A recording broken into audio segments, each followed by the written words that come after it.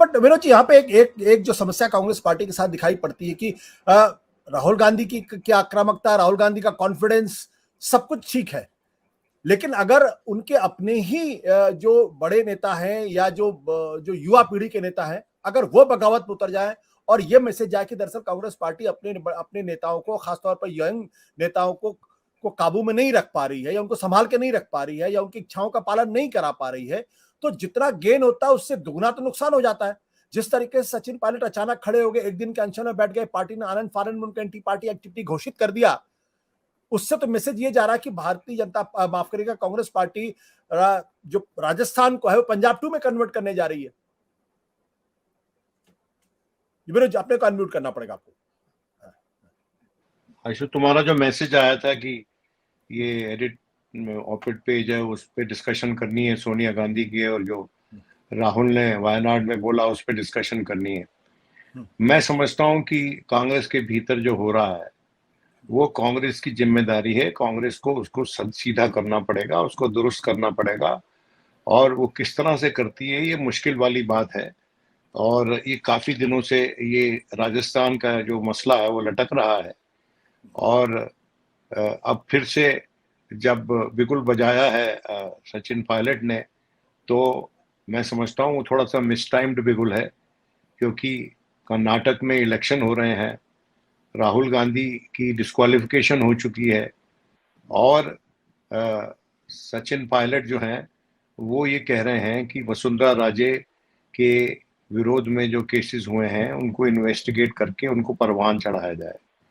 वो ऑस्टेंसिबली एक principal position लेने की कोशिश कर रहे हैं, लेकिन सच्चाई ये भी है कि जब सचिन पायलट ने बगावत की थी कुछ 1.5-2 साल पहले, तो उस वक्त अशोक गहलोत की सरकार इसलिए भी बच गई क्योंकि भारतीय जनता पार्टी के भीतर एक बड़ा खेमा वसुंधरा राजे के साथ था, जो मुतमईन नहीं थी अपनी केंद्र के नेतृत्व की पॉलिसीज के साथ। जो बेसिक प्रिंसिपल होता है राजनीति का, an enemy is enemy is your friend, शायद उसको सचिन भूल गए, लेकिन वो दूसरा मसला है। मैं इस डिबेट को मैं समझता हूँ दूसरे लेवल पे ले जाना चाहता हूँ। देखिए, जो ऑपेड लिखा है सोनिया गांधी ने कोई नई बात नहीं लिखी।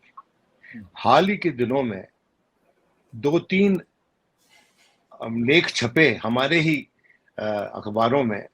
एक तो आशुतोष वार्ष्णे का लेख था, making a distinction between electoral democracy and liberal democracy.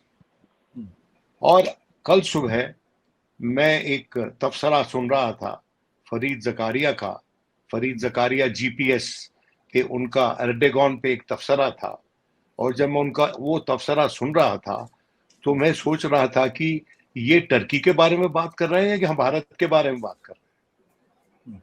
अभी मैं उसके विस्तार में जाता हूं, और उसके साथ साथ आप अगर इजराइल में देखें तो वहां जनता सड़कों पे उतरी हुई है नेतान्याहू के जो एक्स्ट्रा अल्ट्रा राइट गवर्नमेंट है, जिसका वो आज के दिन सरगना है कि वो वहां पर जुडिशरी के अधिकारों के साथ छेड़छाड़ करना चाहता है।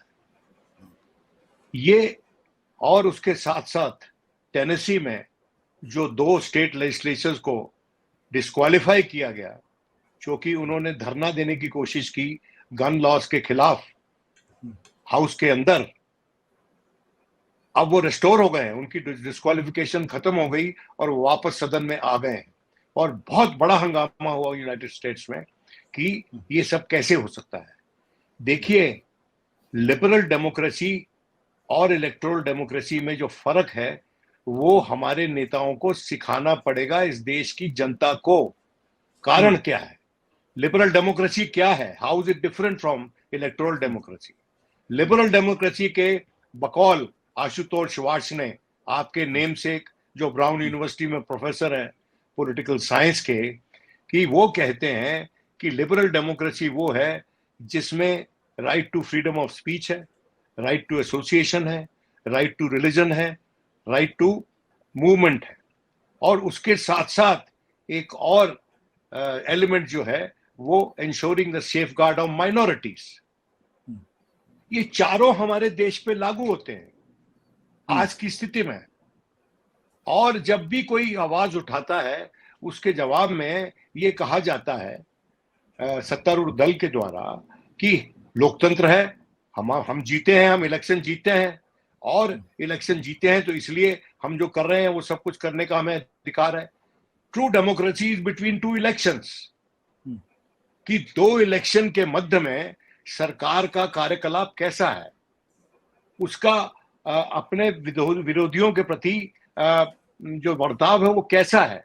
और उसी के चलते एक और आर्टिकल मनीष तिवारी का मैं चाहता हूं कि आप पढ़ लें, जहां पर उन्होंने एक पुख्ता केस बनाया है कि there should be a constitutional protection for the opposition space in parliament. ये गंभीर मुद्दे हैं। ये मुद्दा नहीं है कि सचिन पायलट ने ये कर दिया, कांग्रेस के भीतर बवाल हो रहा है, कांग्रेस यूपी में जाके कैसे खेल करेगी। अरे भाई, आपकी लोकतंत्र जो है वो दांव पे लगी हुई है।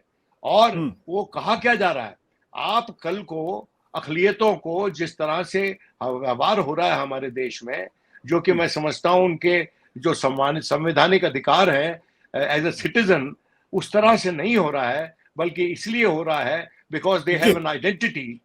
वो जो हो रहा है उसको कैसे रोक लगेगी, because you will allow majoritarian operation in this country.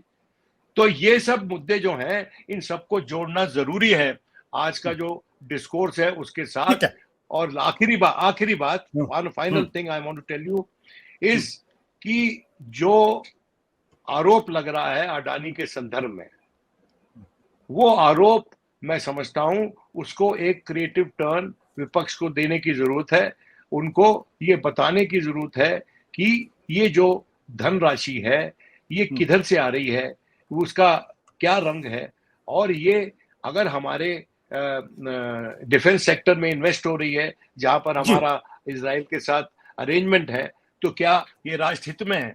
So you have to give it a spin, pro people spin, pro India spin, national security spin, तो ताकि जनता उसको आसानी से समझ सके। जिस तरह के बॉफर्स के जमाने में जब कहा गया था कि ये गन जो खरीदी है ये हमारे जवानों को दी जाएगी और ये पकड़ के वो लोग इस देश का कैसे डिफेंस करेंगे। हालांकि वो गन बड़ी अच्छी थी, बाद में पता चला, लेकिन उस तरफ तो बिक गया, उस वक्त तो बिक गया वो स्लोगन। तो विनोद जी, जो बात आप कह रहे हैं, दरअसल उसकी चिंता तो हर व्यक्ति को है, लेकिन एक सवाल यहाँ पे है कि इस लड़ाई को पॉलिटिकल स्पेस में अगर लड़ना है तो उस पॉलिटिकल स्पेस में लड़ने के लिए राजनीतिक दलों को मजबूत भी होना पड़ेगा और उनको जनता से कनेक्ट भी करना पड़ेगा। जो सवाल मैं यहाँ पे सचिन पायलट का या किसी का इसलिए उठा रहा हूं क्योंकि कांग्रेस पार्टी एक तरफ तो भारत जोड़ो यात्रा करती 4000 किलोमीटर की, उसकी वजह से कांग्रेस पार्टी को फायदा भी होता है, लोगों को जो संदेश भी होता है कि देश के अंदर लोकतंत्र सुरक्षित नहीं है, संविधान सुरक्षित नहीं है। लेकिन फिर अचानक आते ही वो मामला इसलिए थोड़ा सा गड़बड़ हो जाता है क्योंकि पार्टी के अंदर से कुछ आवाजें निकलने लगती है। सत्य हिंदी का ऐप डाउनलोड करें गूगल प्ले स्टोर पर।